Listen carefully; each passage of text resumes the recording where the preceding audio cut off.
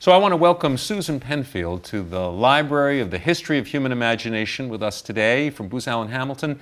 And Susan, it's great to have you here. Thank you so much for joining the TEDMed community. Thank you, Jay. We're excited to be here. Really proud of our affiliation with TEDMed and excited for the next event coming up in April. Well, I can only tell you that in our world, this is where we bring together the equivalent of 10 weddings simultaneously. And many days I'm going, what, are you kidding me? How many people are we bringing together? And this year, over 1,000 locations are going to be watching live while we're at the Kennedy Center.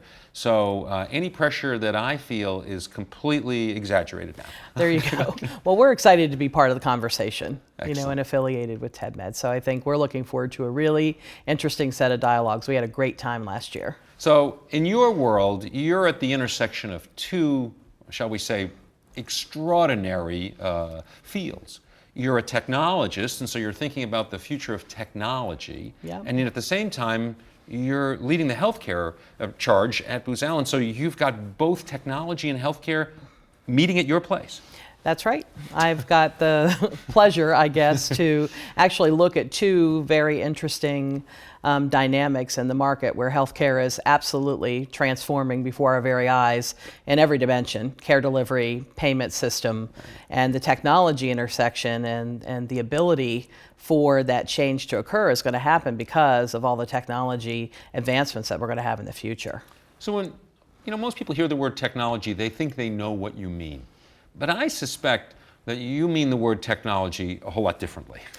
Yeah, so absolutely. how do you talk about technology? Well, I think about technology. I think the thing about healthcare of the future is the access to data that we're going to have. And so when I think about technology, I think about manipulating that data and providing that data to all kinds of audiences, whether it's through mobile technology, whether you're analyzing that data to make care, decisions, whether you're analyzing that data to make payment decisions. Right. That data and the ability for that data to flow through the system, be liquid, if you will, is what really changes healthcare.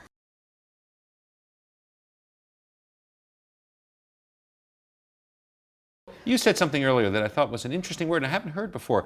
You said the data needs to be liquid. I think that's really a beautiful metaphor because, blood is liquid, needless to say, and when it's liquid, it moves everywhere and bathes the body in nutrients and oxygen and takes waste products away. And when the blood doesn't move well, not so good for the body. I'm thinking that might apply just exactly to the healthcare system. When that data isn't moving like liquid, it's sort of pooling in places it doesn't belong.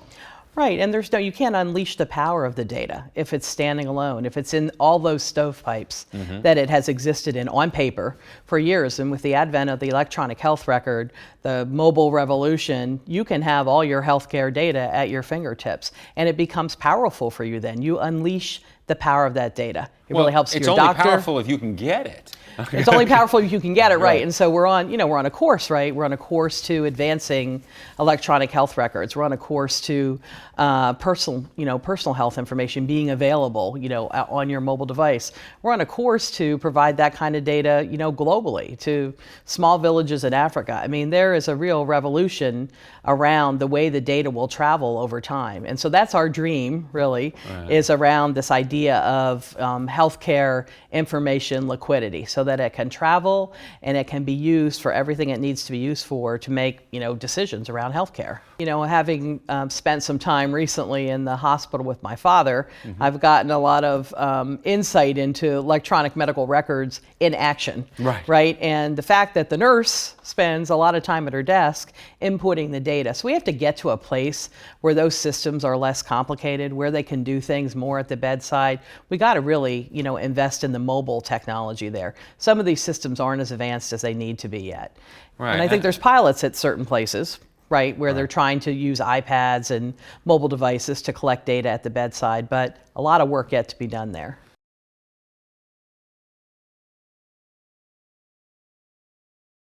People think healthcare is an impossible problem and they would rather work on something else. Yeah, they just think this is impossible. We're never going to get it done. It's just crazy. Let's pick something we can fix. I think that's a misperception. I think the fact is there is no silver bullet, right? you are going to incrementally change this system, sort of one brick at a time. Right. And there are so many things to focus on. There's the payment side, there's the care delivery side, there's the technology transformation. We didn't even talk about the life sciences industry and everything that's happening in that industry. So it's a very complicated and multi-dimensional industry that has a lot of challenges, but that's a lot of work for us. Right. We're going to win one brick at a time. It's not going to be one of these, multilinear, simultaneous equations where basically if we just do these 6 things, we can go home, get paid and move on to the next assignment. Right. Not going to happen Right. that way. Right. Changing the healthcare system is not like solving world peace. Right. Same thing. Okay. Same problem. Well, Susan, thank you very much for joining the TEDMed community here at the Library of the History of Human Imagination. It was a joy to have Thank you, you and Jay. talk about technology, and I look forward to all the things you say that were 10 years are going to be 5. They're going to be there, Jay. I Thank don't you. doubt it. I appreciate it. Okay. So I want to welcome to the discussions at the Library of the History of Human Imagination, Chris Foster from Booz Allen Hamilton. Chris, welcome today. Glad to have you with us. Jay, thank you. I'm thrilled to be here. So it's always exciting to be at the library. So, you live in a world where if it's Tuesday, I must be talking to so-and-so. So there's not a lot of people who meet and see more different and interesting people across health, medicine, and really all of the leadership end of society than you. Sure. Tell me, what's the sense you get when people are thinking about the challenges of health and wellness? I think about it in terms of people need to experience healthcare differently. Yeah. I need to because and what's happening now, which is really interesting, it's fascinating even from a branding standpoint. I can make decisions about what information and how I experience brands and people on a daily basis. That's the same for healthcare. So and you can't control experiences. You can create opportunities for people to interact and connect, but you have to allow me as a consumer to control and to gather data in ways that make sense for me. I'm in charge of how I pull my stuff together. Absolutely. You're not in charge of how I pull my stuff together any more than you're in charge of what apps are on my phone. I'm in charge of what apps are on my phone. Right. And by the way, if an app isn't any good, I throw it away or I move it to a back screen and I put another one up front. Right. And there's nobody going to tell me what apps are going to be on my phone. I might have 3 apps on the same subject because I like trying all 3 of them and see which one's best for me. And then I may not open an app for a while until something occurs. But I think you hit the nail on the head around, I want to control that which I can. And I don't want to be told, you must open this app, you must see this doctor 2 times a year, you must do these things. You must eat That doesn't really work.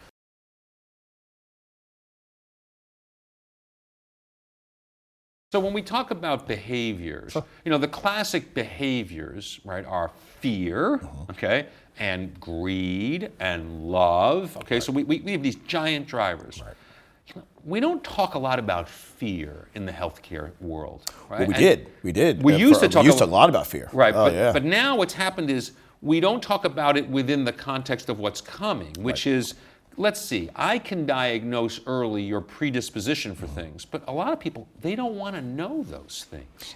There's been an interesting shift, I don't know when it occurred. We moved away from sort of selling health and selling prevention from a fear standpoint to talking more about quality of life. Right. Right. So it's long longer, Jay, you are going to die in 3 years if you don't do these 5 things, or you can have a much better quality of life if you do. And that actually seemed to work. Yeah. Quality we of changed life. the debate. We changed the debate away from fear. Now, fear still exists to some extent because it's a natural reaction to bad things. Yeah. But quality of life is a motivator. And what we've learned in health, and it's very reasonable. It's reason. We know in health that reason persuades, but emotion motivates. Reason persuades some people. This is true. There are plenty of people for which reason, they are immune to reason. That is true. That is true. It's a sad statement. But that's the shift that occurred. But I think that this quality of life notion is very, and go back to my comment earlier, is very empowering. And it's a framing that we haven't had. So in the past it was live, die, sick, well. Okay, right. These were the binary states of health and medicine. Yes. Now it's no.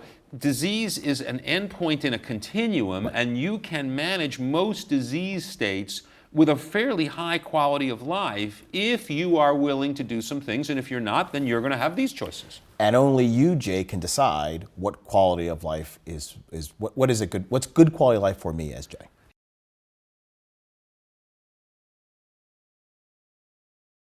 The other day I was telling somebody, we don't even have a word in English for somebody who is in the healthcare system who isn't sick.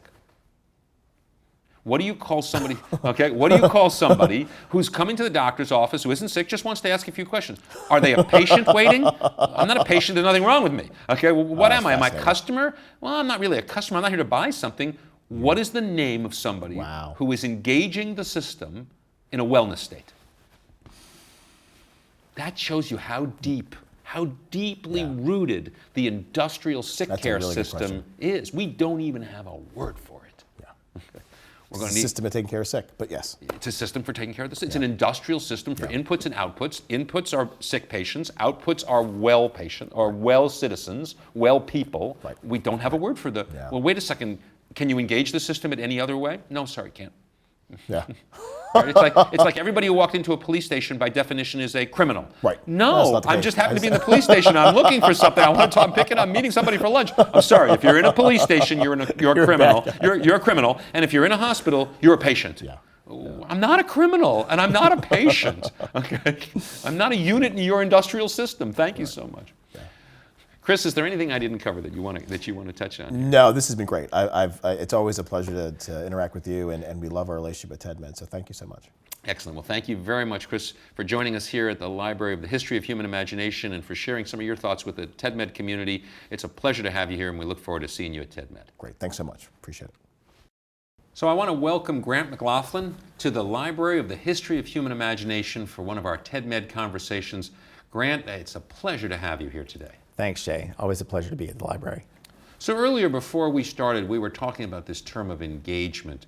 And I often feel that words like engagement mask the real term. When we say we want to engage people, we really usually mean a shorthand of a whole bunch of things. So health and wellness and medicine are changing dramatically, and that's no secret. But what's really changing is underneath it, the way we even think about how we talk about health and medicine is changing. And when you hear engagement, what do you mean by that?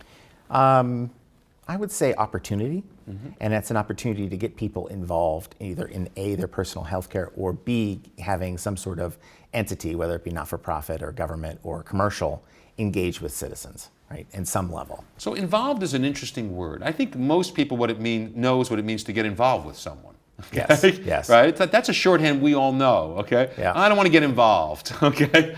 And yet you're saying one of the big changes in health and medicine is we need to step up and get involved. And many of us want to, but I'll bet you there are a lot of people who don't want to be more involved in their health. I think that's probably true to some extent, but I think that it has to be in bite-sized chunks, and I think it has to be on their terms. And I think a lot of the things that are currently existing aren't on their terms. Either they don't understand it, they get easily confused.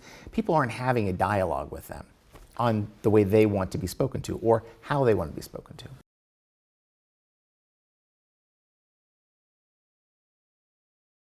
So when you look at health and wellness, where are the levers that you get excited about to engage people? Obviously the phone must be one of those levers. The phone is one for sure. Right. Simple things like education, right? And across the board, whether it be and applying digital into that environment and be able to engage with people when they need to engage on their terms, when they need to have a conversation. I live in Washington, D.C., and one of the projects that I had worked with for a while was around the Alzheimer's Association, trying to figure out how they bring programming to those that need it. Right. And the biggest challenge they had is they could not get the sandwich generation, those in their 50s that are dealing with kids, dealing with their elderly parents with Alzheimer's, to get them to come to a meeting at 5 o'clock somewhere around the Beltway. That doesn't work, right? So how do you meet them on their terms when they can put their kids to bed, actually sit down and listen to a video podcast of some sort at 1 o'clock in the morning, right? And so there's a whole mind shift to be able to engage them where they need to be.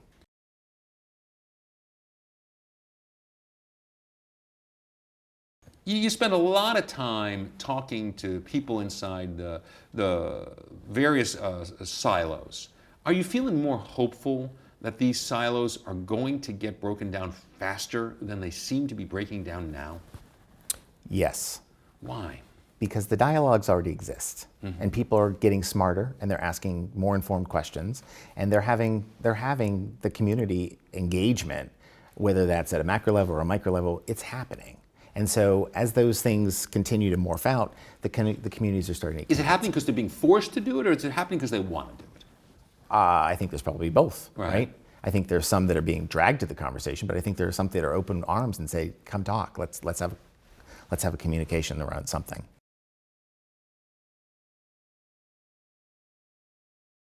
How often do surprising results come out? I mean, a lot of times people say, look, I know if I get together with so-and-so and so-and-so, we'll just exchange good views, but I think I got a pretty good sense of what that might be about. How often do people come away going, wow, was I surprised what we talked about? I see it. I see it happening more and more. And it's not necessarily coming together like a TEDMed experience, Right. but it's more the online experience, right? That those communities, people are gravitating themselves. Right. And I want to talk about this, and it's a very niche nuance of what that is, and they're finding each other. The storytelling aspect, this is my story, this is how I connect to you through your story, and this is what we can do together.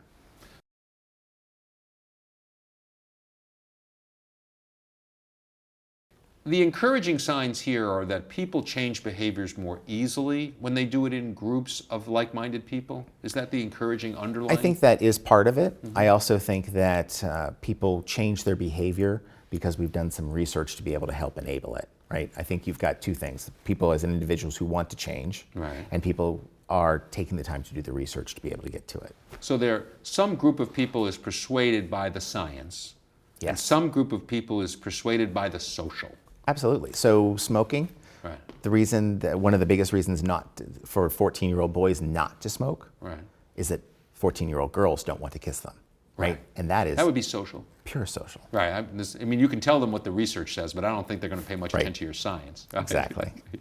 So how do we amp up the power of this social to get more positive results? Are there mechanisms that you see that we might amp up?